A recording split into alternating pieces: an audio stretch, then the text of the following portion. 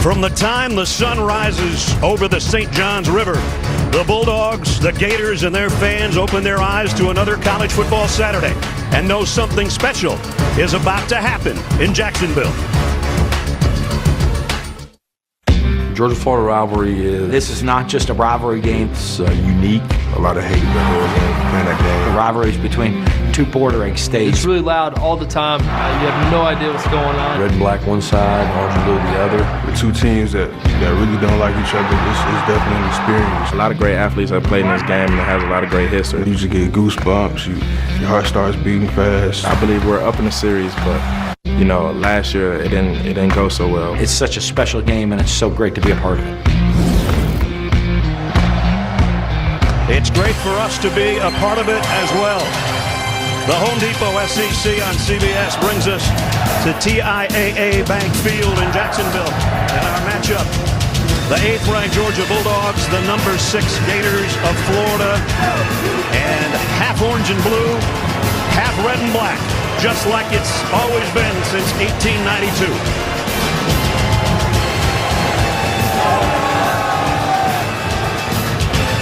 And so much on the line, as it always seems on an annual basis. As you take a look at the SEC East standings, Florida on top, the Georgia Bulldogs right on their heels. Whoever wins this one is in the driver's seat for a trip to Atlanta and the SEC Championship. And we welcome you, everybody. Brad Nessler with Gary Danielson. Partner, we wait for this on a yearly basis. It's the 7th time in all these years that both teams have been ranked in the top 10, second year in a row, and everything on the line again. You know, Brad, and I think both teams feel like they're going to play their best football from now on. Florida playing a little bit better. Georgia's dying to play this game after a couple tough games. Yeah, that's it. At the beginning of the year, everybody said, well, it's Georgia and Alabama, and that's it. And, well, now there's more doubters maybe for Georgia than the backers. Yes, they had a rough game and then a washout game, so now it's the opportunity to play a game that they've been looking forward to. Some of those games they thought they'd throw their helmets out and win. South Carolina beat them. They know Florida's for real. Well, they're going to go back to what they do best, I think. I think so, too. There's a lot of talk about should they open it up, throw the ball deep, yes and yes, but they shouldn't get away with, I think, maybe the best football player running the ball in this conference, DeAndre Swift. He is a home run waiting to happen every play. That Florida defense has to know that one missed tackle at the line of scrimmage, he could take it to the house. Now, Jake Fromm, a couple weeks ago, South Carolina, had a tough game. A couple 3 interceptions, had one before that, then a rain game. He's been waiting for this game to get there, tee it up, and show his fans, his teammates, and his coaches that he can still play the game. Well, the guy on the other side for Florida showed his team his toughness. Kyle Trask. I don't know if there's been in the state of Florida a guy to come in for an injured quarterback since Earl Morrall took over for Bob Greasy in 72 to do what this guy's done. He went down against Auburn. We thought maybe the season was even over. Not only did he come out of the locker room, he led him to a win. And now both teams having had a week off, you get some guys healthy. And on defense for Florida, they get a couple guys back that are huge. They do. And I think this is the matchup that Florida has to win and Georgia has to control. The two defensive ends, Jonathan Grenard and Jabari Zuniga. These two guys are players not just in the passing game, in the running game. No matter what direction you run, you have to account for their speed. If you're running away from them, they'll run it from the backside. You run at them, they'll run under a block. If you want to watch some football, watch the big tackles for Georgia, Thomas and Wilson, against these two stars from Florida. So that sets the scene, and quite a scene it is. Here come the Georgia Bulldogs, led by their quarterback, Jake Fromm.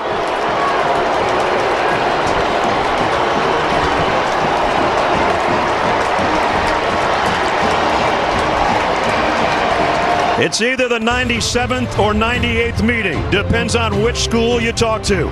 Over the years, they're great coaches. They're great players. We've got more of them on hand here today.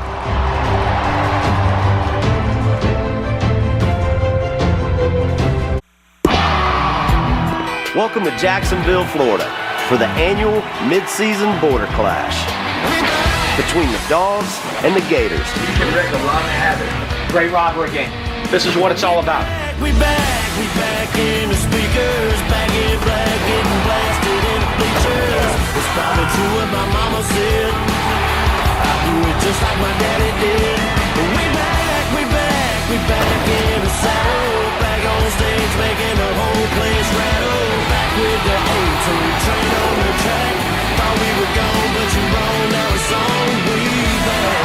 middle for DeAndre Swift. He's going to take it for the Gator touchdown. This is the Home Depot SEC on CBS. The best game from the best conference. And we're back in Jacksonville as the Gators in their home blue jerseys consider the home team today the number 6 team in the land. Third member of our team down on that field is Jamie Erdahl. Weather cloudy all day, but perfect for football. 66 degrees in Jacksonville. It was 90 at about 5 o'clock Thursday afternoon. Georgia is ahead in the all-time series. They started playing this game in Jacksonville in 1933. When each is ranked, it's 10-10-1. When each is in the top 10, it's 3-3. Today means everything to these two clubs as far as a possible trip to Atlanta. Rodrigo Blankenship's got it teed up as Georgia won the toss and deferred. And Freddie Swain and Tyree Cleveland, as you see right down the goalpost, orange and blue, red and black, half and half in the stadium. And Florida will start things at the 25-yard line. Cannot imagine he's going to be overwhelmed with this scene. You play at LSU. You faced a great defense of Auburn already. He should be calm and ready to play. The Gators had a disastrous start last year in this game with turnovers early. That's what they want to avoid, as Dan Mullen told Jamie in the pregame show. Quick toss, and that's a good one. Complete first down. Kyle Pitts, the tight end. From the 40, P. Ryan flanking Trask in the Gator gun. Play action. Trask got it to Pitts again, and another first down. Great start for the Florida offense so far. So far, he's lined up in the slot. He's lined up at tight end right. This time he lines up in tight end left. And you can see Dan Mullen, he's trying to distort the Georgia defense by establishing his pressure point with the tight end. He feels if he can do that, the next adjustment goes to Kirby Smart. He says with Van Jefferson and Kyle Pitts, it's where's Waldo? And Pitts is not quite sure where Waldo is supposed to be right now. He's looking at the sideline, and they're going to take a timeout. I don't think they have enough players on the field. They only have 10 players on the field, and that's what confused Kyle Pitts. That's the way to stall an opening drive. Early timeout. Florida back on offense when we return.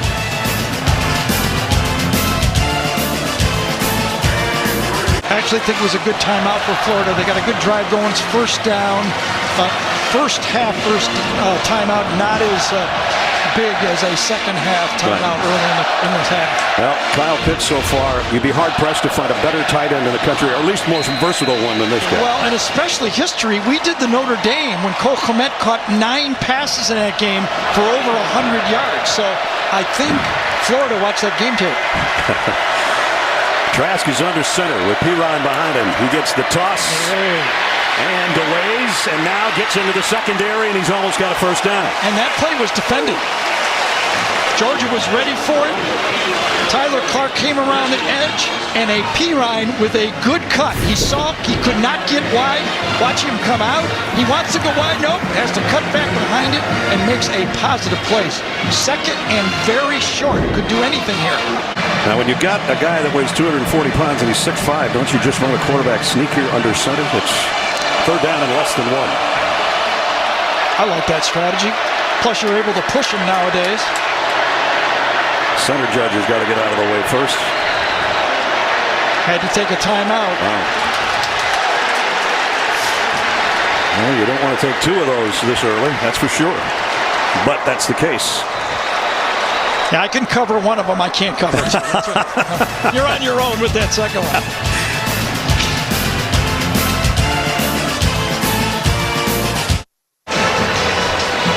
2 timeouts used in a little over 3 minutes, Garrett. Yeah, and the reason is just like the last timeout. They had only 10 men on the field. Michael Pirine comes in late. He doesn't know the play, but with the substitution, the official does a good job to allow Georgia the opportunity to substitute. If you're a Florida fan, that's the proper procedure for the official. Florida will break the huddle close to the line of scrimmage with 2 tight ends on third down And about the length of the football, which it's been for a couple of snaps.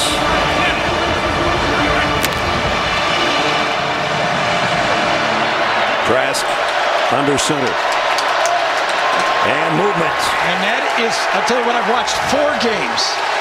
And Georgia has shifted at least 10 times and produced those type of emotions like that. And Dante Lang, the second tight end, is the guy that jumped. So now it's 3rd down and 5 and change. It happened in the noise in the Notre Dame game, but they got South Carolina a few times. They got Kentucky once. The shifting of the Georgia, I assume there's a shift call, and Florida reacts to it.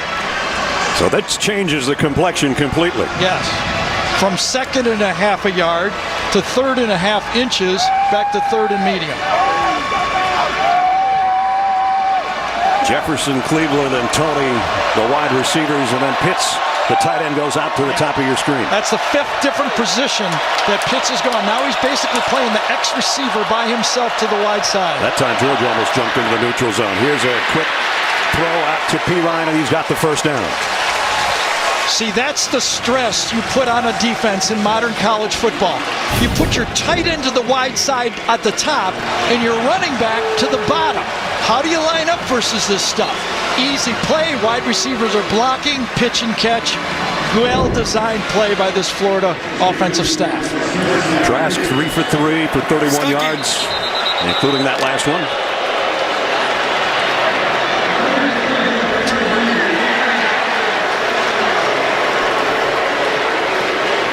And the play is under review. Looking for where the spot was. I thought he had it, but we'll wait and see. Well, if it's close, the Florida will know where it is. They've been there 3 times. So we're going to wait and see what the replay guys have to say. Now it's 4th down. Now, if you're Dan Mullen, you've already used 5 different formations for your tight end, used 2 timeouts, and you've got your 3rd try at short yardage. Do you go for it? After further review, the runner did not make the first down. He's down on the 40-yard line. It will be 4th and 1 at that spot. Now it's decision time. I think it would be a bad message to your team not to go for it here, wouldn't it? They're 9 out of 16 on 4th downs this season, and I don't think any of them have been any shorter than this. Yeah, I think you got to go for this. I mean, last year we were here when Georgia had, 7 or 8 plays in a goal line stand? Yeah, that's right. Now here you go, first big play of the game. Well, big Jordan Davis, 325 pounds, is right over the center here. Trask is in the shotgun, unless he'll come up under center. They might try to draw him off. He backpedals now.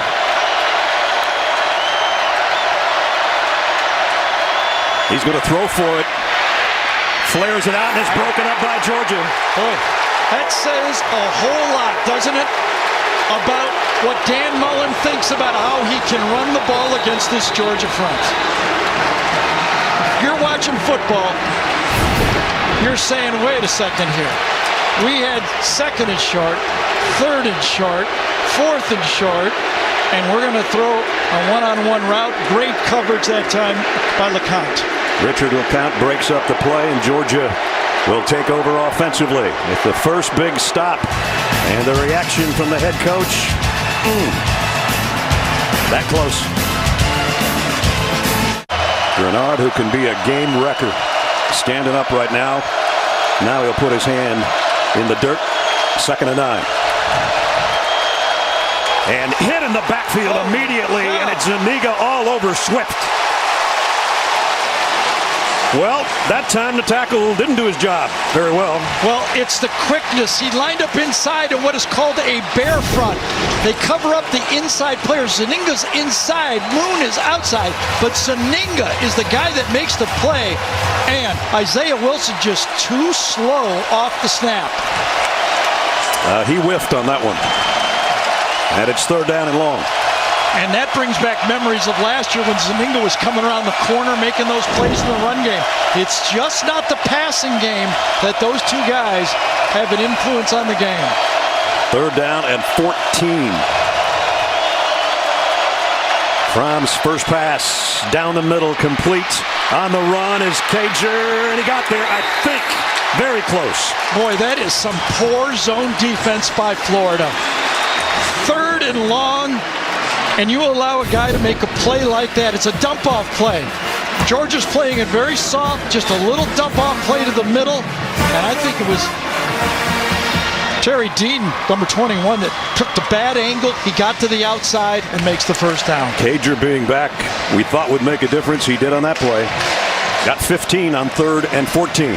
And Georgia in Gator territory at the 49. That was great protection by that line that play for Georgia on 3rd and long. Georgia's only given up 4 sacks on the season of Jake Fromm, who's all alone in the backfield on first down.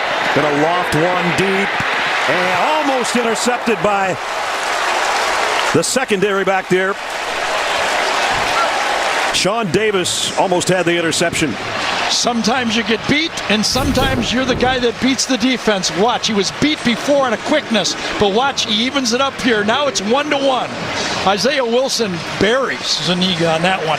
Passes underthrown, and this could have been picked up. You're right, Brad. That was poorly underthrown that time by Jake Fromm. He was intending the pass for Demetrius Robertson. He's lucky he got away with that one. Yep. That should have been a pick. 2nd and 10. And now Fromm under center. Brian Harrion behind him, and Harrion will get the call, and he's wrapped up for a loss. Jawaan Taylor made first contact for the Gators. 3rd and long again. Last time Georgia held them out. They got 15 on 3rd and 14. Can they get 11 here? Extra man on the rush. Fromm fires complete. First down to Robertson. And give it to the protection. That time Florida brings 5, and it is picked up. That took a long time for that receiver to cross the field, but watch these guys inside. It's one extra rusher. Reese gets picked up on the bottom, allows Jake to step into it, and a long throw across the field. Terry Dean gets beat again. 3rd down, could it be the story this year? Because it was the story in last year's game. All 3 of the touchdown passes Jake Fromm threw last year on 3rd down. Yep. So 2 big 3rd downs in this drive. That one picked up 17 to the Gator 33. Fromm to throw again, maybe. He's going to run with it. Gets what he can, dives around the 30. Jake doesn't run a lot, but he's a pretty good athlete, and that time he got what he could and brings up 2nd and 7. Trying to go hurry up. And Florida running some guys around. Fromm tried to reload, and now he got away somehow. And he might have the first down. I think he does. He got blasted forward by Grenard, I think, on the tackle, or he might have been short. That was good coverage in the secondary that time. Fromm had a decent amount of time, but then I think he's going to get sacked right there. And as Ness told you, he kind of wiggled around and popped out the other side. Second effort by Grenard, and he sort of shoved Jake over that line of scrimmage, which is still a 3rd and 1 coming up. 3rd and 1, Swift with Fromm. All-out blitz, safety blitz look. See the corner way inside here. That gives you the man call to the outside. Let's see if they stay with that. Swift got the first down. Safety blitz. Ran into Sean Davis, but he picked up enough to move the sticks. And Rodrigo Blankenship. A lot of space right here. A lot of space. Fromm down the middle. Tipped. Incomplete. It was intended for Charlie Warner, the tight end. Boy, I thought he should have gone to Eli Wolf on that play. Thought he should have gone left. Had a lot of space to throw with outside technique right here. He ended up going to his right. Thought he could have looked off and got it to 17, Eli Wolf, for an easier throw. Threw to the wrong tight end. Yes. Broken up by Jawaan Taylor, who's made a couple nice plays in this opening quarter. 3rd down at 6. Can Georgia keep living on 3rd down? So far, so good. 3rd and 14, 3rd and 11, 3rd and 1 here. 3rd and 6. Cager's his most comfortable thrower, and he's on the outside on the bottom. Now he's going to move toward the line of scrimmage. Here's the throw out to Harrion. He's got a first down. Just enough. Ness, you don't want to lose a game right before a bye. And for a couple weeks now, the talk has been, is our offensive coordinator, James Coley, good enough to call these plays? You know what? He's pitching a perfect game in the calls so far in this game. Just inside the 12. First down. Franz got all day. Throws out. Good thing that Harrion didn't hold on to that. He would have lost about 5 yards. Last year. They're going to have to hustle here to get the play off. And they just did. Fromm, look out from behind, goes the other way. Nobody home over there except the camera guy. I don't think the Georgia team were all on the same page. That was somewhat of a busted play there on 3rd and long. The numbers for Rodrigo Blankenship this year, 12 out of 14. He's had 1 blocked out of a Jake Camarda hold. This will be a 30-yard attempt to try to put Georgia on the board first, and he's got it. So a good-looking opening drive started at the 40-yard line after the defense held. They were perfect on 3rd down until the last one. Had to settle for 3. Dogs, 3-0.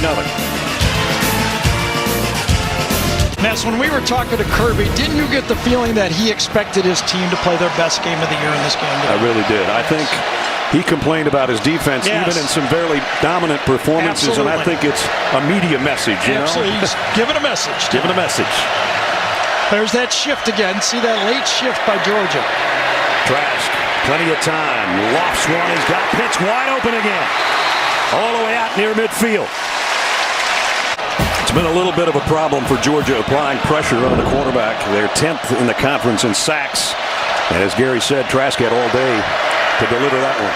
Kadarius Toney. On the handoff with blockers in front, pushes one of his blockers down, which was Pitts, and he's getting back to the line of scrimmage, and that's it. Jamie told you he returns from injury. He's a big play kind of guy. He's been out since week 2. The team that rushes best has won 13 straight. And so far, Florida hasn't done anything on the ground. Play action. Down goes Trask, courtesy of Azeez Ojulari. Just when I said they were having trouble sacking the quarterback, number 13 comes up with one. Well, he lines up on the right side of the Georgia defense, the left side for this Florida offense. Nice stunt called that time, executed very well inside between he and Devontae Wyatt, and that put the sack on Kyle Trask. Ojulari, a redshirt freshman out of Marietta, Georgia, with the sack, 4.5 for him this year and a loss of 10. Deep zone, just like Florida did not execute earlier. Double pump by Trask, lays it out there, incomplete. Intended for Lamichael Perine, and it's 4th down. Yeah, I thought it was a good timeout by Kirby Smart. It's 3rd and very long. You can't have a mistake in lining up, give Florida a 1st down and keep the ball. You're going to get the ball back if you play your defense soundly, and they did. 2nd and 8. Brian Harrion will flush out of the backfield. Fromm looks toward that way. Again, he had plenty of time and throws complete. Lawrence Cager again, and he's getting very comfortable with number 15 and missed him when he wasn't in there. See, this is the type of route I like. I like the comeback rather than the back shoulder throw. There's more room to throw the ball, and the receiver can adjust to the ball when it's in the air. I thought that was a great. They call it a lock comeback. Against bump and run man, you don't just go with the fade and hope for an easy back shoulder. You actually run a route, take them deep, come back down the stem. Perfect execution. Cager, the transfer from Miami, and he's been a big part of the passing game for Georgia so far this year. 1st down at the 29. DeAndre Swift has been bottled up so far, and he will be bottled up again here. Might have gotten 2 yards to bring the first quarter down to a close. Hard-fought battle between the Gators and the Dogs. We played a quarter. Georgia on a Blankenship field goal leads 3-0. We'll return to Jacksonville after this message and a word from your local station.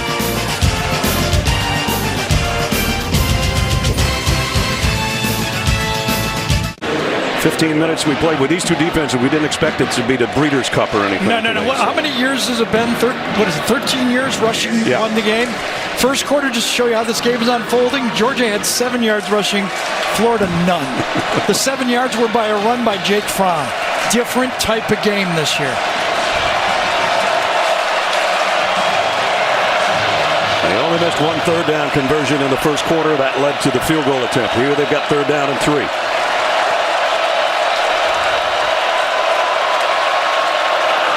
From scans of field down the middle and complete to the tight end Charlie Warner with a 1st down. He caught one ball last year in this game for 35 yards. They don't use the tight end a lot. That was a good-looking play there. Watch DeAndre Swift handle the stunt here from Florida. Picks it up, gets Moon, and stones him. That's why Jake Fromm had time to throw that ball down the middle. And now DeAndre Swift shifts into... There's the 2 inside linebackers for Florida right there. Swift in the slot, looking at those 2 linebackers. Fromm throws the out, and Swift was the intended receiver, but it was a little bit too low. Did you think he should have had it? I thought it was catchable. Was it just outside of his reach? Players do not like balls below their waist. They can't see their hands and the ball at the same time. That one should have been caught. No. Got no excuse for that one. So Swift out, carrying in, 3rd down and 8. Well, he got a good block, but not a good catch so far in this series. If you told Kirby Smart he'd be 5 out of 6 on 3rd down conversions at this point, he'd be happy with that. More than 3-0, he'd think. Here's a blitz. Fromm again kind of threw in that same area, and Dominic Blaylock, the intended receiver, Marco Wilson came on the corner. Marco Wilson comes off the slot that time, and they are blitzing from the outside, right around the corner, right there. I think he's from the slot, or is he lined up? No, here he is, right from the slot. With Todd Grantham, a lot of time it's 3rd down, and here we come. Yep. 3rd and Grantham is what it's called.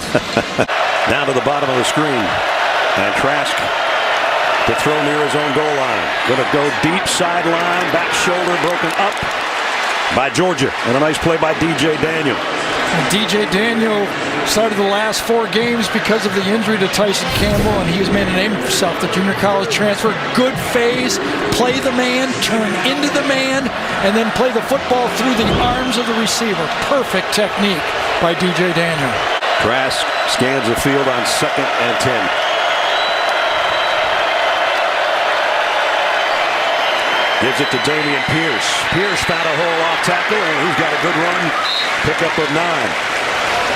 Well, Dameon Pierce is the 2nd leading rusher for this Florida team. A little stronger, a little stout, makes a nice cut from Crowder that time, number 30, and gets to the outside for a very successful run. One of the 11 Gators from Georgia played his high school ball in Bainbridge. By the way, 3 straight downs, no Kyle Pitts on the field. Pierce stays in there on a 3rd down and a yard. There's that shift again. And down goes Pierce. Georgia just swarmed him. A loss of about 3. I think it was Devontae Wyatt, number 95, and then Tyler Clark that make the team. But the late shift is a strategy that they use. Watch them just real late on the play, Georgia. Take Crowder, see how quick it is too? It's designed to try to turn them off. Oh yeah, it was all the way. Tyler Clark, great play. Tyler Clark made a beautiful play on it.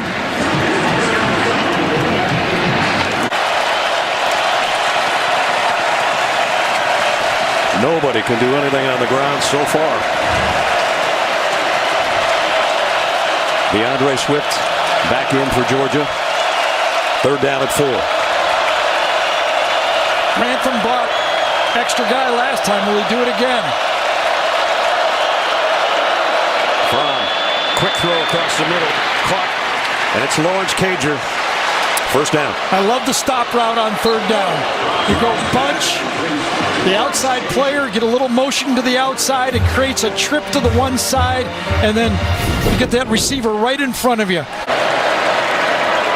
At the 40-yard line. Florida thinking about coming off the corner from pump fakes once. Now goes deep. And a flag flies in. C.J. Henderson with a pass interference on Matt Landers. Brad, C.J. Henderson did everything right until the end of the play. It's double move. Watch this. Landers is going to stop, go. Henderson's right in phase, and then what happens? Pass interference on the defense, number 1. 15 yards from the previous spot. Automatic first down. Done a lot of games where they've been letting a lot of that stuff go, okay? And now Dan Mullins and I watch football on the bye week, and they're letting everybody do this. Oh, he's got his hand inside the collar of Landers, and that's what got caught. Can the Florida defense step up here? 3rd down and 6. Got to get to the 15. That's Robertson in motion. Here comes the extra man for Florida. Fromm fires, and it is caught by Cager. C.J. Henderson covered it so good, he thought the ball would be to the outside, and it ends up, he tries to knock it down with the back of his hand. Now, did the ball touch the ground there? Oh, yeah, that's not going to be a catch. The ball touched, and then it moved. Boy, Gene's got to help us on this one. I think that they're going to overturn this one. Well, all the Florida fans agree. The previous play is under further review. Ruling on the field was a completion. We'll take another look. It's all right if the ball touches the ground if you control it. Gene? Agree, Gary. And the other part of that is if he has possession of that football, we would deem him to have possession of it and the ball made contact with the ground, then we could kind of not use the ground as important as it is. But here, it doesn't appear that the receiver has possession of that and uses the ground to actually help him make the completion. I think they overturn this one to incomplete. I think Lawrence could be up for an Academy Award for the acting job he did. But how funny was that? C.J. Henderson is going for the back shoulder throw. The ball is thrown inside. Remember, that's a type of play that got Jake Fromm picked off at the South Carolina game. One just like that. Pass the word down to David Smith, our referee. Here it is. After further review, the ruling on the field stands. First down. Oh. Okay, surprise to all of us and Dan Mullen. Gene, welcome to the world of college football.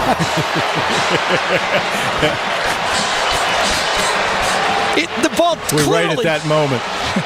The ball... Yeah, I agree, Gary. I think right at that moment, you see that football come away from him, and he has not possessed that prior to contact in the ground. The ball clearly touches the ground.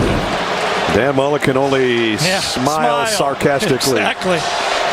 Like we need to play against that replay. 1st and goal for Georgia, meanwhile. Back to the live action at the 10-yard line. DeAndre Swift trying to get to the edge. DeAndre Swift down to the 4. I'll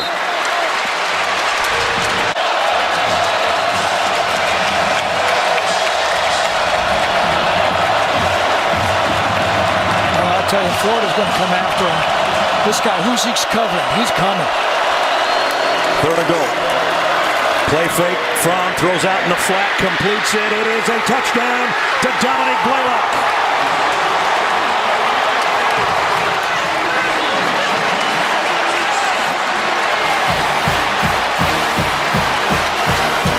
I'll tell you, nice design this time. The short motion by Georgia forced the bump and run coverage of Florida to back off.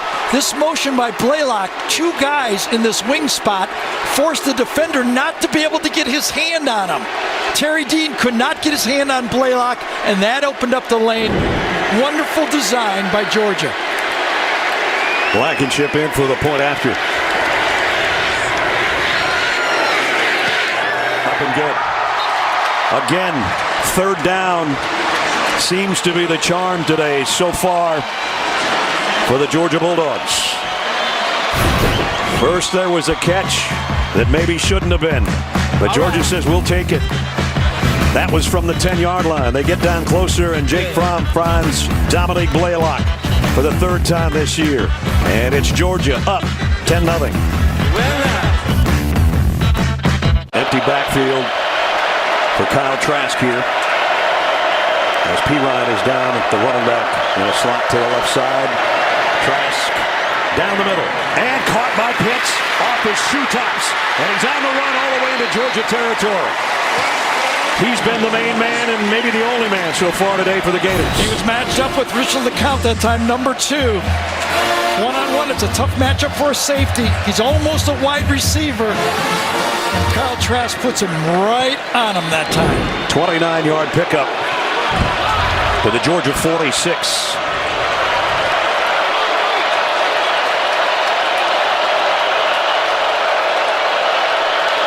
Approaching the 4-minute mark of the quarter. Trask play action, deep middle again, and again he's got his man. This time it's Freddie Swain. 2 big chunk plays for Florida. This time it's Devon Wilson, number 1, that is trying to play the slot position. Swain gets behind him. Look at the open space that Kyle Trask sees. It's a zone coverage that time. And boy, if you're a guy like Trask who throws timing, he knows where that ball's going before the snap, and he put it right there. 29-yard pickup, and then a 23-yarder after it. Georgia delayed blitz. Trask fires to the corner. Incomplete. Intended for Copeland. And Eric Stokes was covering and says, I didn't touch him. Florida 0 for 3 on 3rd down. 3rd and 8 here. Perine will flush out of the Gator backfield.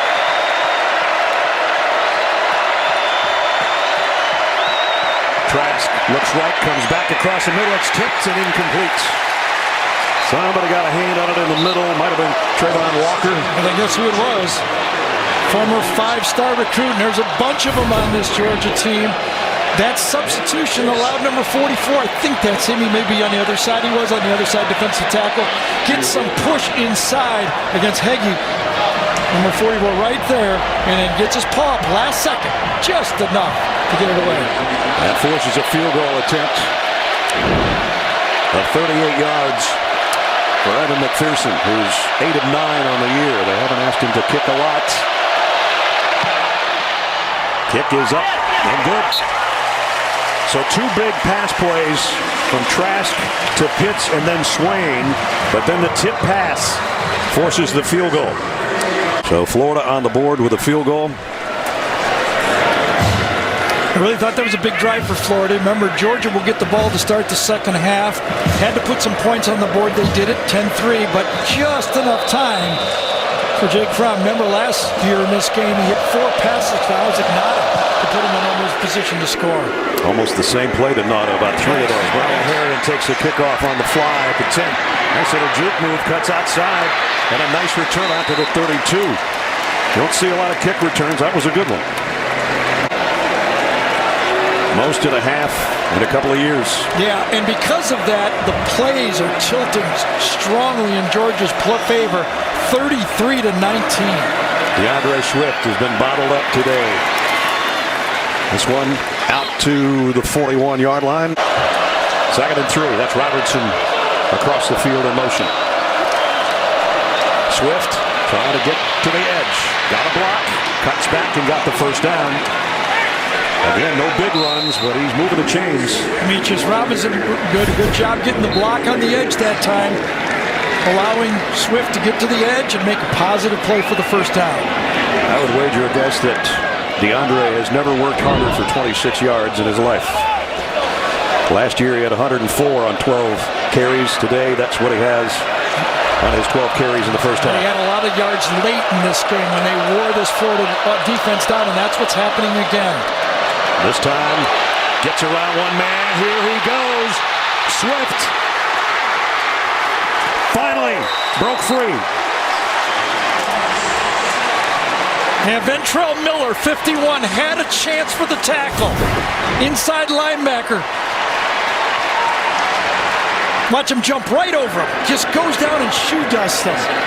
Marco Wilson had a chance as well, but what a run by Swift. To the 24, and now Fromm throwing to the corner, just off the hands of Matt Landers. Georgia went hurry up, and they went for all of it on that throw. And look at the matchup James Coley had. The offensive coordinator produced a matchup with Landers going against a linebacker to the outside. Amari Bruni is going, oh my gosh, this is a bad matchup, and I thought that was going to be a touchdown. Well, let's see if Todd Grantham brings some pressure. He's tried everything. The zone didn't work, man-to-man didn't work.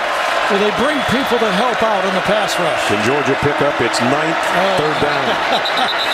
And Jabari Zuniga, I think, jumped in the neutral zone unless he was drawn offside. Okay, Isaiah Wilson is 360 pounds. He's 6'7". Oh, my goodness. Offside on the defense. Number 92, 5-yard penalty. Third down. Just in case the official didn't see it. Wilson, who's 6'7", 340, wanted to make sure. He showed some agility on that. When you're 340, you start going backwards. You're not going to go back forwards again. He barely gets there. Now watch this. Oh, yeah. Oh my goodness. That's in the big cat category right there. Well, it makes it a shorter third down for Georgia.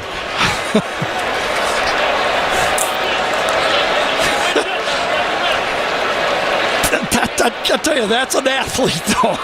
That was a good move. As the sun comes out and the shadows hit the field here in Jacksonville, referee having a chat with Kirby Smart.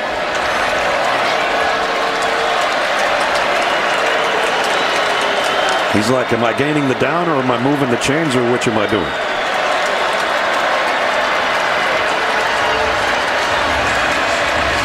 And Jake Fromm's wondering the same thing. Because the foul occurred while the clock was running and caused the clock to stop, there's a 10-second runoff. Georgia has declined the option for the 10-second runoff. The clock will start on the snap. So 28 seconds remaining. Georgia with both its timeouts.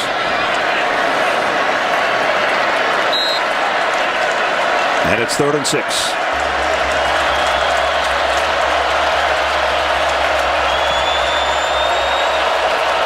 All right at the Gator 20-yard line.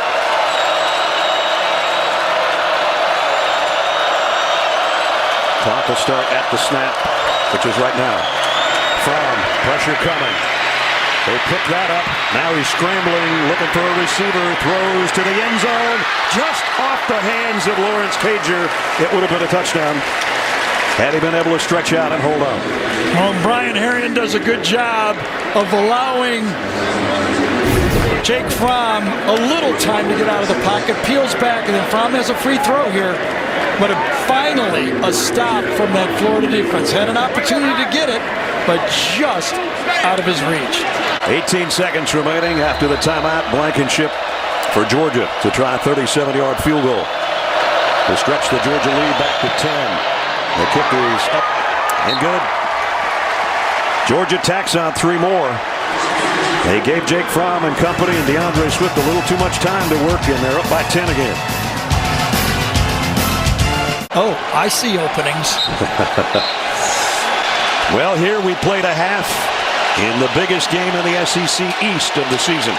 We'll worry about the West next week, but we've got a half left here in Jacksonville. And as they head to the locker room, the 8th-ranked Georgia Bulldogs leading the 6th-ranked Florida Gators by 10.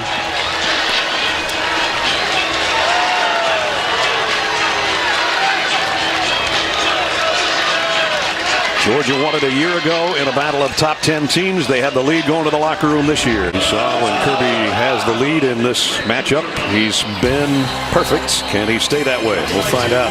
We played a half. Georgia 13, Florida 3 at the break as we head to Adams up here and the guys in the New York studios. We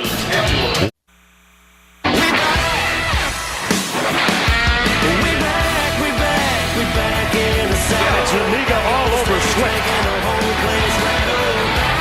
Fromm throws out in the flat, completes it. It is a touchdown to Dominic Blaylock.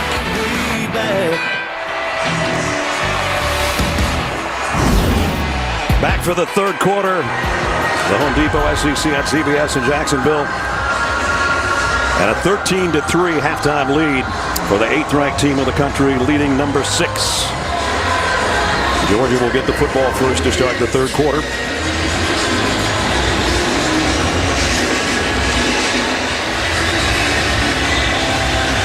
McPherson will tee it up for the Gators. We're going to have to find some more offense in the second half. Zamir White and Brian Herrien are back deep for the Dogs. 3rd quarter, here we go. Herrien takes it at the 1. Had a nice return in the first half. This one's not too bad either. Out to the 27-yard line. And here's Georgia living the dream on 3rd down today so far. With a 3rd and 7 to open up the 3rd quarter.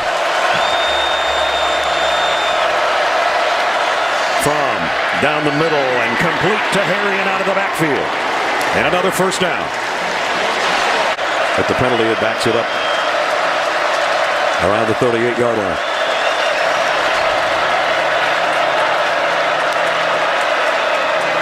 From pump to the left, wants to come back to the right, and is just going to lay it out there for Herring. Did he catch that?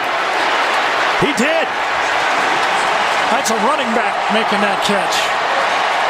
He plucked one early on a nice throw from Fromm, but this one he goes out with one hand. Oh, I don't know. I'm sure Georgia's going to try to get up there. Will they get another look? I think the replay official will want to see if there's another angle. It happened near the Georgia bench. The previous play is under further review. Ruling on the field was a completion. Let's see if there's another look. Did the ball hit the ground?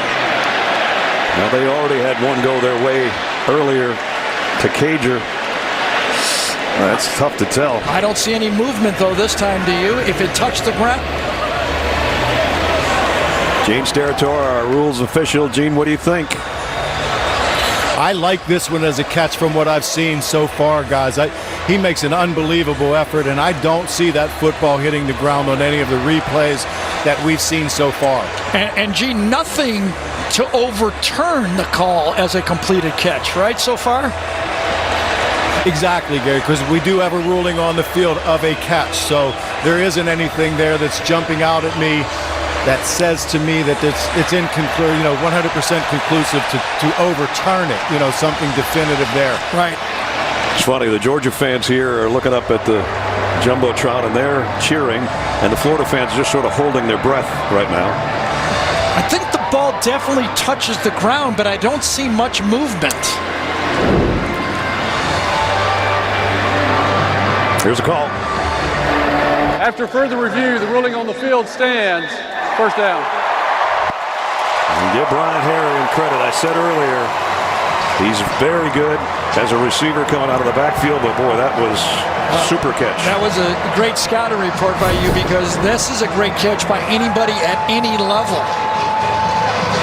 The guys in the big leagues would be proud of this catch. Holy cow. Sometimes overlooked, number 35, the senior out of Douglasville, Georgia, because of all the great backs they've had. But absolutely, he plays every down like it's going to be his last.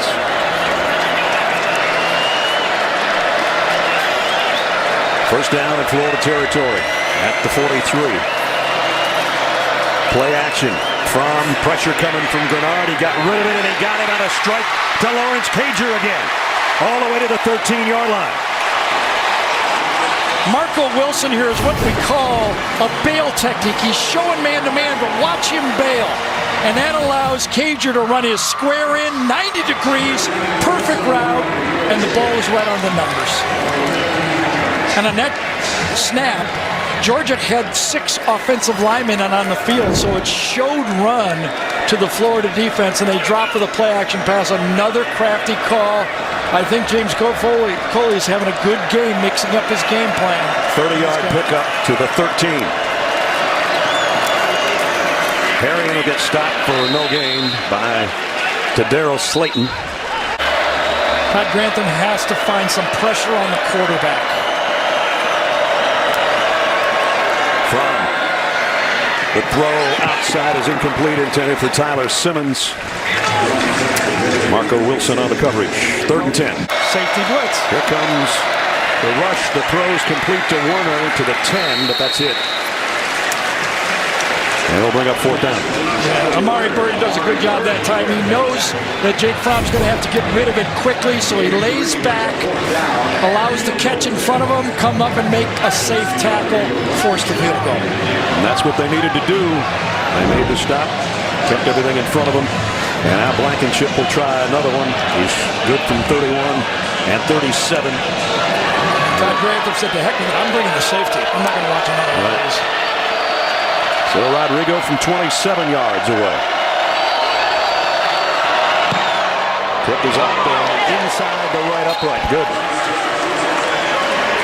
So Georgia took the opening possession of the 3rd quarter, kept it over 5 minutes on a 64-yard march to get 3 more. They fake it to Perine. Trask going to throw to the sideline, and it's caught by Trayvon Grimes. Here's what Gary said. Somebody else has got to make a catch, and he just did. Yeah, I just wonder who pushed off of who here, because the flag came in late. That's what the field judge is pointing in that direction. The point leads. Pass interference on the defense, number 27. 15-yard penalty from the previous spot. Automatic first down. You got to spread out the field and make a defense cover all 53 yards. You also have to make them, you could see, pushing by both players there. And I didn't know which way that was going to go when I watched it. And it could have gone against Grimes on that play just as easily. But when you are The previous play is under further review. Ruling on the field was an incomplete pass. Oh, he missed it. The drop. He must have stepped out. I was going to say, first of all, when they take the play and not the penalty, it's because the play apparently was incomplete. I missed that part. Oh, I thought it was a caught ball. So did I. Let's see if he steps out before he catches it. I thought he got his right foot down. So did I.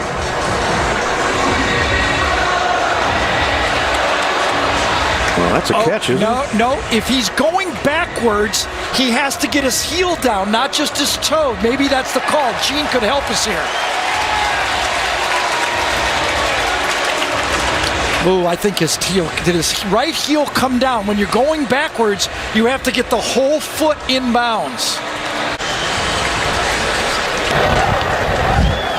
After further review, the receiver maintained possession and got his foot down for completion.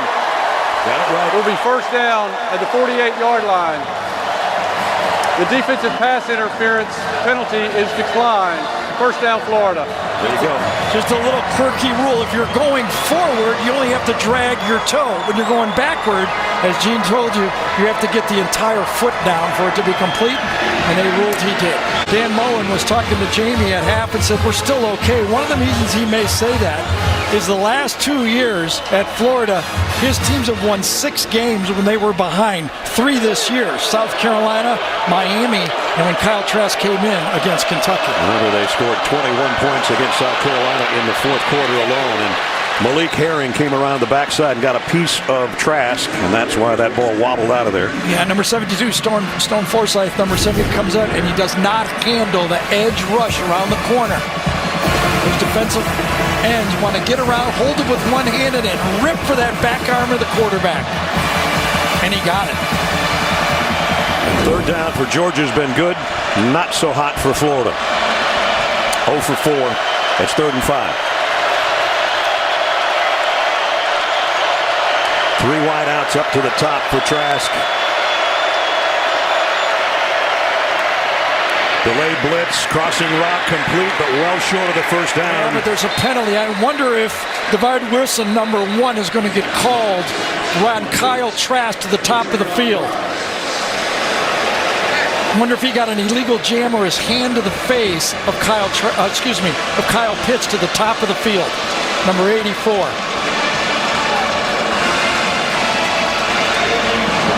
Offside on the defense, number 13. 5-yard penalty from the previous spot results in a first down. Lined up offsides obviously was called. Ojulari going out. He was the guilty party. And if our line of scrimmage is right there, that's where the call is made. Boy, it looks like Caroline, doesn't it? I know. That was a tough call. We weren't looking quite straight down the line. At any rate, first down. At the Georgia 38, Trask having a look to the sideline.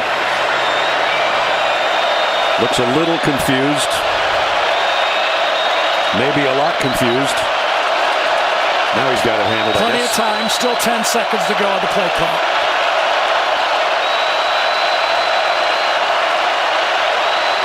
Georgia, the blitz off the corner. Trask backpedals, in trouble. Get rid of it. Going down way back at the 41-yard line. Jordan Davis, Malik Herring and company bring it down. All right, it's a first down call. This could be the lack of experience from Kyle Trask, not being a 3-year player. Didn't play a lot of high school ball. On first down here, if you don't get what you want, not there, toss it away. live for another play, and he ends up making a huge mistake, and now it's second and a bundle. You know, as a play caller, you're just hoping your quarterback can bail you out of a bad play. And what did he do? Put you in even to a worse position on second down. Lost 19 yards on the sack. Football all the way back to 43-yard line. Now they're going to get a delay of game. Florida offense going the wrong direction.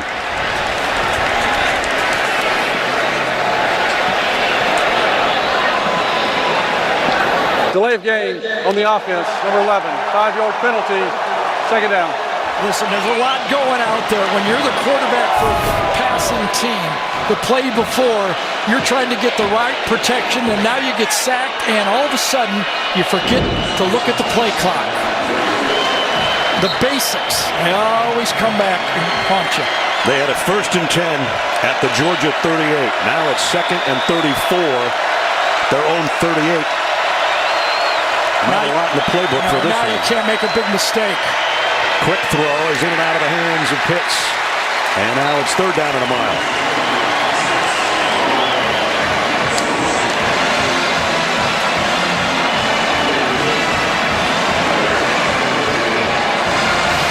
That guy's a good play caller, but there's not a lot of 3rd and 34s on that sheet.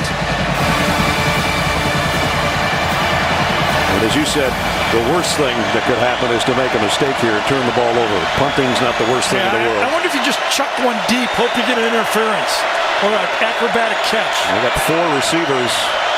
Petrash left. And they're going to keep it on the ground. And that got about 2 yards. Devontae Wyatt made the stop. It's 4th down. That was actually the formation that Florida ran in the game against LSU when they popped the long 70-yard run. They went on balance to the wide side of the field and tried to crease them to the short side. No crease. Of course, sacks count, but -9. When we said the team that wins the rushing battle usually wins this game, -9's not going to work. No, but, you know, the total sacks in the game is 29, so even then there's no rushing yard if you took those off. High arching punt.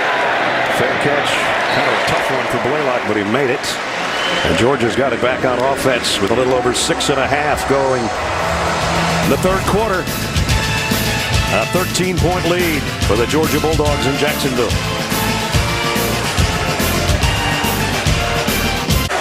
And they need all the defense they can get right now. Georgia, a 13-point lead. James Cook in motion. Over the middle, little jump pass to DeAndre Swift. Put the stiff arm out there. Now he's got blockers in front.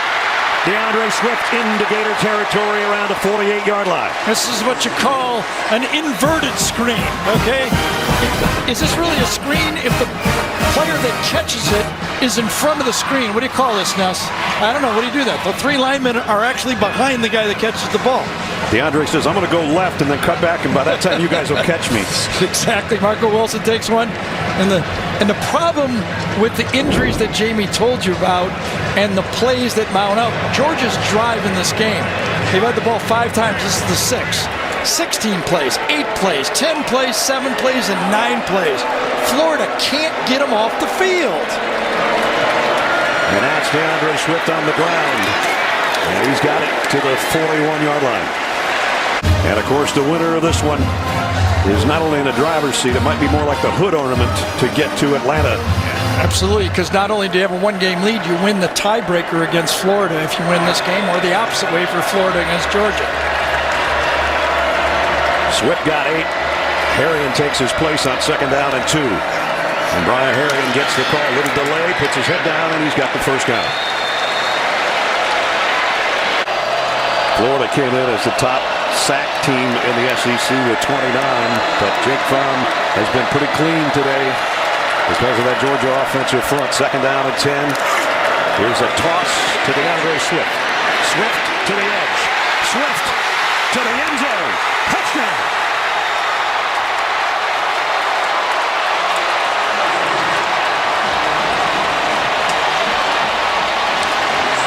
There's a flag. I think it's Matt Landers, number 5, and it's too bad because Charlie Warner, number 89, does it holding. Number 5 on the offense. 10-yard penalty from the spot of a foul. Replay, second down. Charlie Warner, 89, does a fantastic job of turning it up, but your wide receiver at the end just grabs and gets the holding penalty. And negates a 37-yard touchdown run. And by the way, this is Terry Dean, the old quarterback, is saying, Gary, could you try Trey? I played in this game enough. I just assume watch somebody else be called. So that backs it all the way up outside the 45-yard line. I called him Terry 3 or 4 times in the first half. Terry actually was the starting and winning quarterback in this game back in his day. Lives in Naples at this time. Brian Herring comes back into the Georgia backfield and now comes out as a receiver in the slot. DeAndre Swift to get a breather. Second down and 18 now. From over the middle, Herring tried to get this one and couldn't quite hold it. Ventrell Miller had good coverage. And Jake is saying, how about a flag? No, that was good coverage.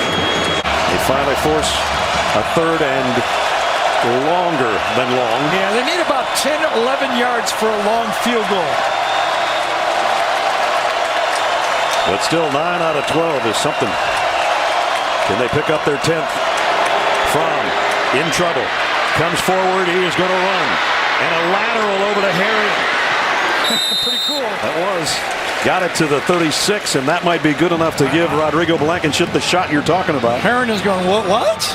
I didn't know you could do that. I was just going, I'm yelling, nice run, Jake. Get down, slide, don't get hurt. And I think those extra yards might put it in a position. They're going for it, I guess. Stay. Are they going to try to dry them off sides? Too far for a field goal? I don't know. Blankenship's got great range, and maybe they did jump. There's flags down. And they have to separate some guys in the backfield for the first time today.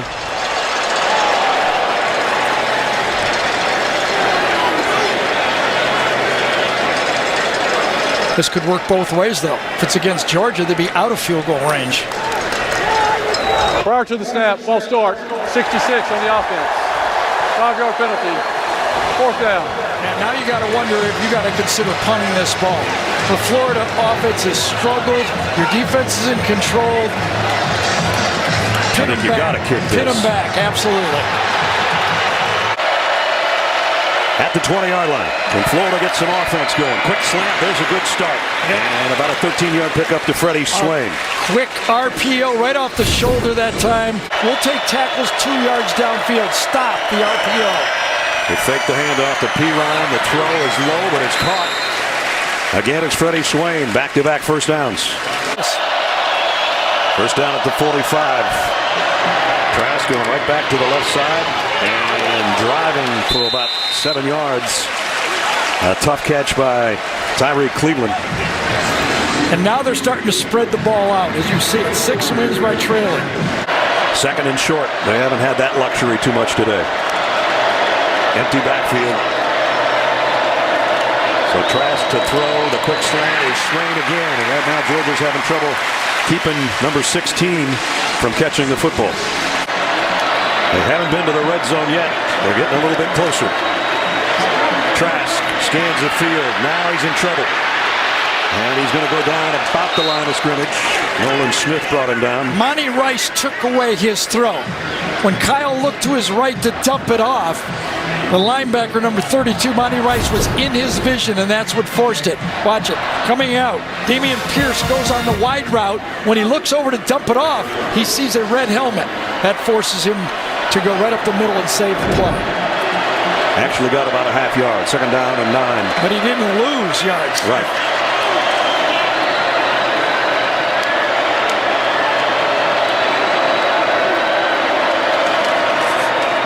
Trask, short throw in the flat, complete to Pierce. Put down as soon as he caught it. Rice and company are there, and that's going to bring the third quarter to a close. I don't want to say that Florida's not running the ball well, but I heard Steve Spurrier said they need to run it. If he said that, it's really been a rough 3 quarters. And at the end of 3 quarters, Georgia in front, but Florida on the move. The last 15 minutes will determine a lot, like who plays in Atlanta maybe, huh? End of 3, 16-3 Georgia. We'll return to Jacksonville right after this message and a word from your local station.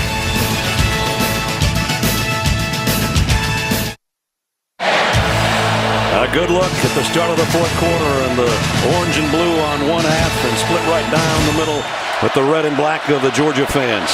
And a 3rd down and 6 for Florida to start this fourth quarter, an all-important one for both these teams in the SEC East.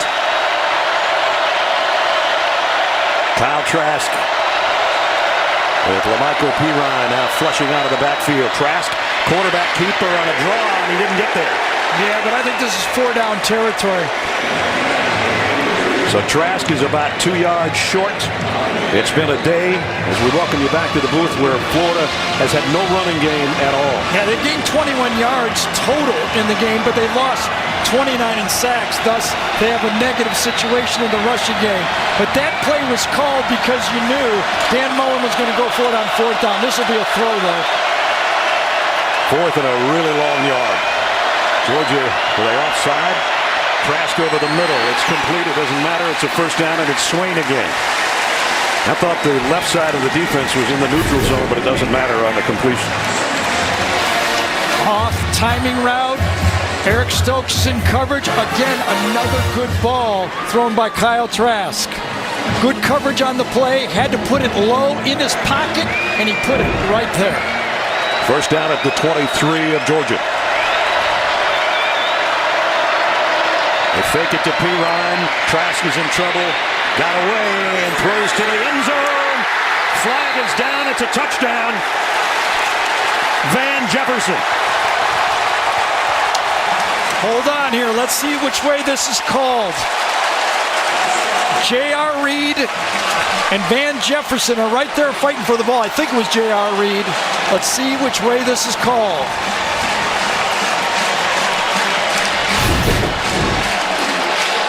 Van Jefferson has not had a catch. Out and up. Pass interference on the defense, number 23. Penalty is declined. Result of the play, touchdown. Mark Webb was the guy that was in the coverage that time. Van Jefferson, the best route runner for this Florida team. Good throw by Kyle Trask. The ball is across the line. Another look at it here with our pylon cam. Yes, breaks the plane. When he caught it, I think it broke the plane. 1st and 10 at the 36. Cook crosses the field in motion. Fromm, here comes Gennard. Fromm got away from him somehow, and now he's still on his feet. It's a big play. That was a big play coming out and getting out of this pocket. This could have been a sack on the play. Get a rush right in your face. Avoid 1, avoid 2, avoid 3. And get it into, 2nd and medium. Big play by Jake Fromm. Pickup of 3 after all that running, but 2nd down and 7. Florida Gators, no sacks in this football game. Some quarterback pressures, but no sacks. DeAndre Swift back in with Fromm in the Georgia backfield. Play clock winding down. Gonna have to hustle. They just got it off. DeAndre Swift. And Swift takes the pile with him, a yard shy of the 1st down, but he's out to the 45. Well, you mentioned how Kirby's built this team with strength inside. There's Kinley. Watch him turn out on this play. Get some push. That opens up that play. Your left guard gets movement up front. I think it was on Schuler, number 88, and that's what opened the play. Meanwhile, it's a 3rd and 1 at the 45. Time's becoming a little bit of an issue. 11 minutes remaining. Now you wonder if the play differential is going to pay off here in the fourth quarter. Can this Georgia offense push around injured and a lot of plays? It's 59-35 at this point in the game. Another 20-plus rushing game for Swift. Will this be number 21? It will. It is. It's a 1st down.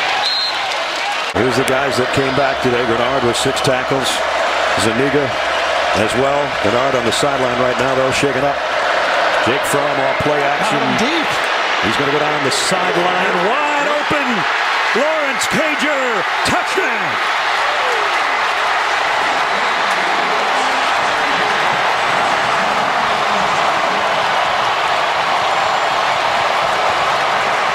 "52 yards for the Georgia score.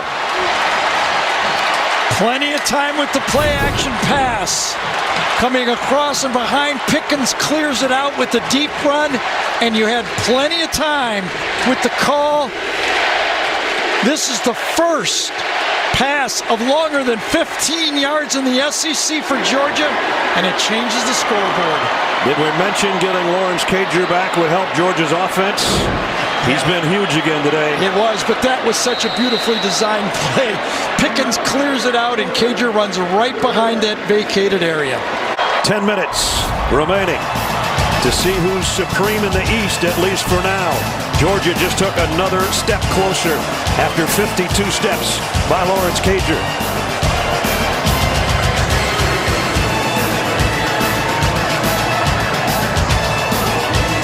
A bunch of receivers, Pickens, Robertson, and the tight end Warner down to the right from the 3-yard line for 2.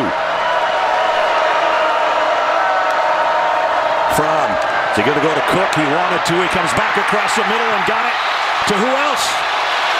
Lawrence Cager. Well, he does plug the ball really nicely, doesn't he? Catches with hands, a nice job by Fromm. Puts 3 players to the right, but he comes back to the guy that he feels most comfortable with, as Brad told you.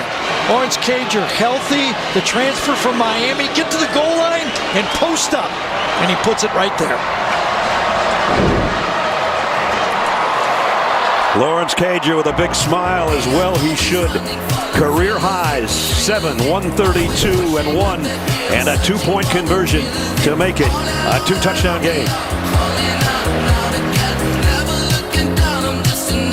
They're still trying to get a 3rd down conversion. That's part of the problem. That's a big offer. Story of the game, obviously. Empty backfield for Trask. 5 receivers out.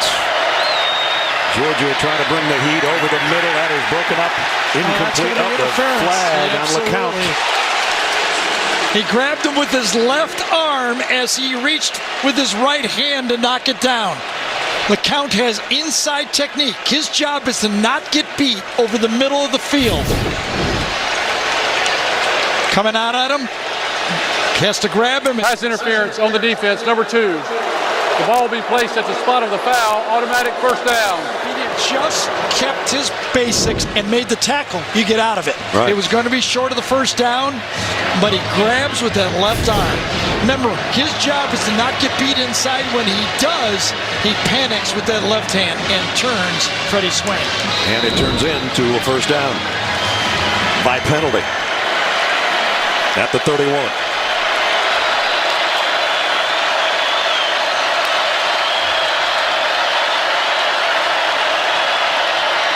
Trask throws across the middle. It is almost intercepted by J.R. Reed.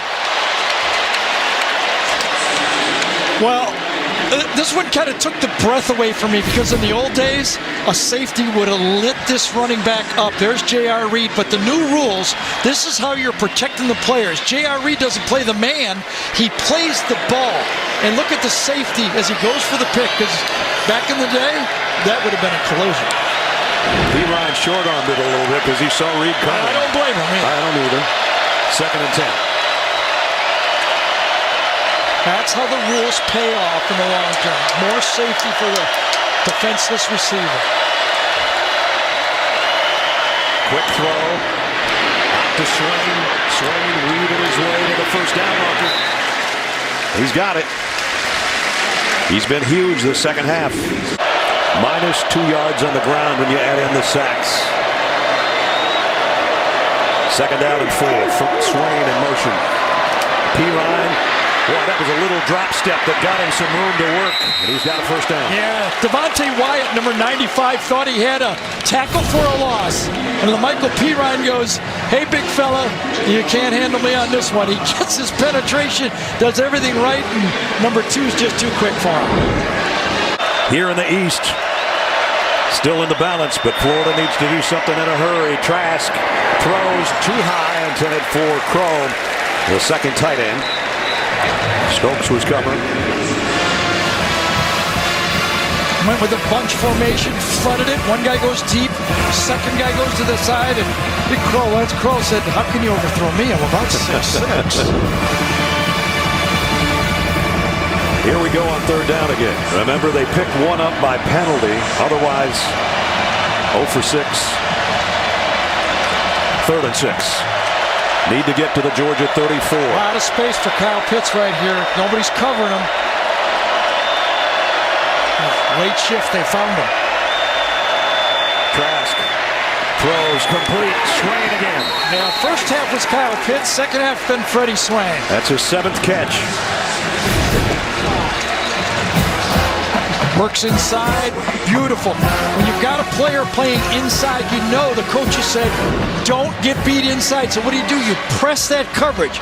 You don't go straight. You run right at him like Swain did, and that opens it up for an easy pitch and catch. 2nd and 5 at the 20. Trask steps up in the pocket. Now the pocket collapses and he goes down at the line of scrimmage. Might have gotten a foot out of it.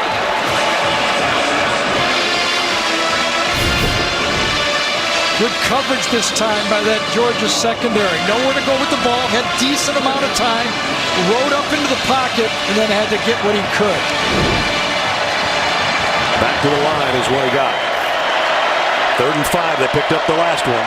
First time Florida has been in the red zone all football game. And they're barely there. Right on the 20-yard line. They're going to keep it on the ground, and it is Perine for the first down. Good run. Trask looks to the sideline, comes back in to face a 3rd and 10 at the 4-minute mark.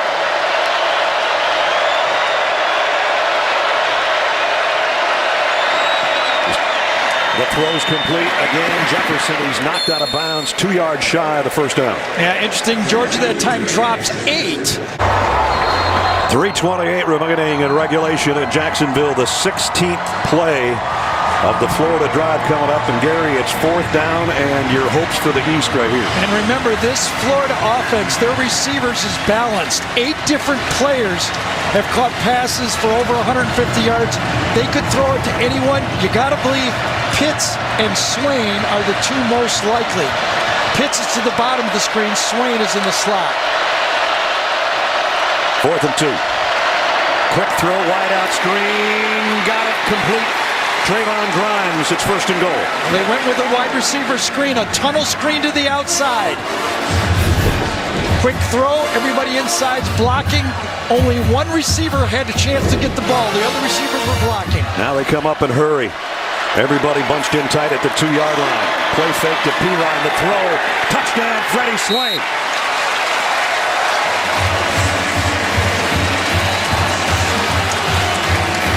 Balanced line to the right, and then a play action pass to the right. Look at only 2 people to the left side of the center. Swain's going to just slide out, quick fake, slide him out, and he's got him. 75-yard drive in 17 plays. 17 plays, and they utilized 4th down smartly. Kyle Trask, he had 3 fourth-quarter touchdown drives against Kentucky when he came in. Now he's got 2 in this game. McPherson for the point after. It's good. With 3 minutes, 11 seconds remaining in regulation. First Florida quarterback with 2 or more touchdown passes against Georgia in 10 years. And he got it to Freddie Swain to cap a 75-yard march. They were 2 for 2 on 4th down in that drive, and they get the touchdown. 3:11 remaining in the 4th quarter. Florida with a touchdown after a nearly 7-minute drive has cut the lead to 7. I'd be pooching this down about 20 yards over the front line. And it's a line drive. DeAndre Swift is a guy back for Georgia. Is going to take it on a bounce at the 20. He's not normally their kick returner, but he of course is their tailback. And trusted tailback. Yes. Georgia with 1. Can this Florida defense get a 3 and out and get the ball back to their offense? They're in that bare look.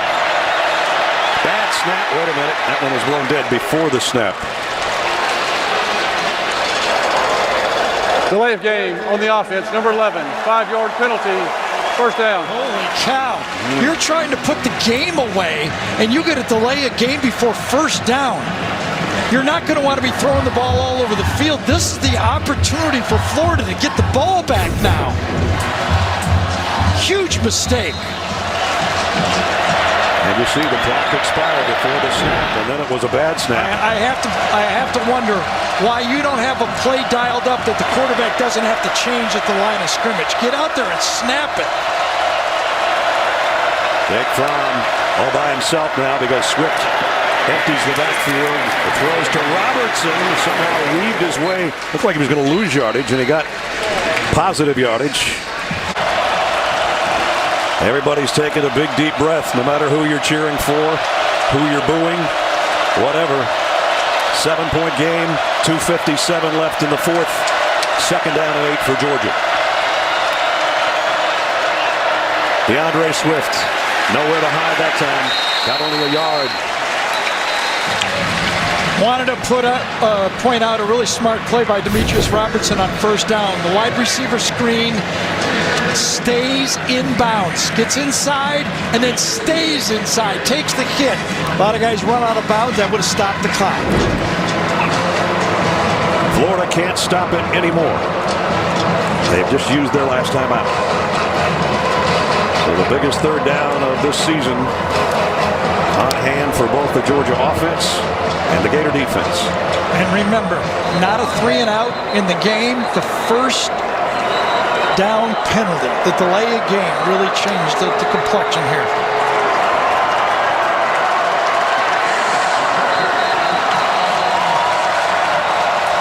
Georgia needs to get to its own 42-yard line. Third down and 7. Do you dare allow Jake Fromm to throw the ball here? He's won you 29 ball games so far as a starter. Yeah, here's the problem. If you run it, you're not likely to make a first down. The guy that he has gone to when he really needed something has been Lawrence Cager, who's to the top of your screen. Here comes the blitz. Fromm throws, completes it. Eli Wolf, the tight end. What a play. And Jake Fromm had to throw it flat-footed. Brad Stewart undercut the throw, but Eli Wolf, right here, I think that's him. He comes out, Stewart tries to get underneath it. He does not. Watch Fromm throw it. He can't step into it, but the transfer from Tennessee may decide the Florida-Georgia game.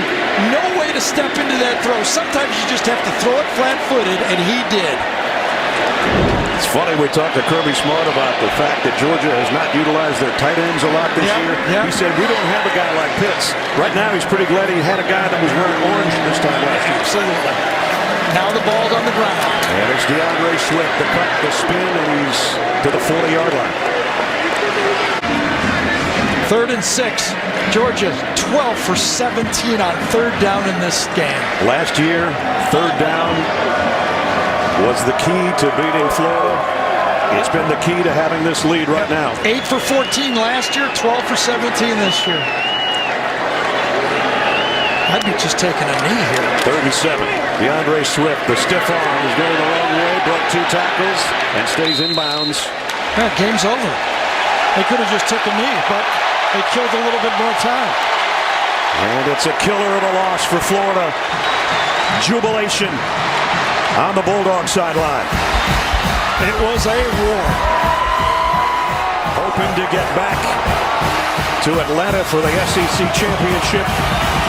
They just took a giant leap in that direction. What a football game. What a well-played game. No turnovers in the game. Yep. Jake Fromm is with Jamie. Look at this unbelievable scene between Coach and Jake Fromm. Guys, hold on. Hold on. I'm going to get Jake. Don't knock her down. Hold on. That was quite the emotional moment with Coach. What did you just say to him? He said, don't ever doubt Jake Fromm. And I'm just so thankful. I got a head coach who believes in me and believes in this team. I'm so thankful to be here. Did you feel like people were doubting you the last couple of weeks? You know, yes and no. It's a lot of talk out there, and you know, you can choose what you want to listen to, and I choose not to listen to it. I'm here. I'm invested with this team, and I love my guys. And they came out and played great today. What about the trust and the faith this coach and this team has in you on passing the ball in a third down decision? Yeah, that's a big time down. There's a lot riding on that third down for sure. We did great on third down all night. But this thing comes down to trust and faith, and coach just had faith in it, and had faith in Eli. He went up, made a great play, and man, it's awesome. You know how cool this game is. How special was it to bring in 2 transfers in Lawrence Cager and Eli Wolf and show up what they could do here? Yeah, they did. They showed up and balled out. Really thankful they're here on our team, and they came. They played in an unbelievable atmosphere. Really glad they're here on our team, and they played great. Jake, thanks. Yeah, thank you so much. Thank you, guys. Jake Fromm now 30-6 as a starter. 31st time he's won a football game. He didn't start the one where he took over and never looked back. And J.R. Reed going to celebrate with the fans.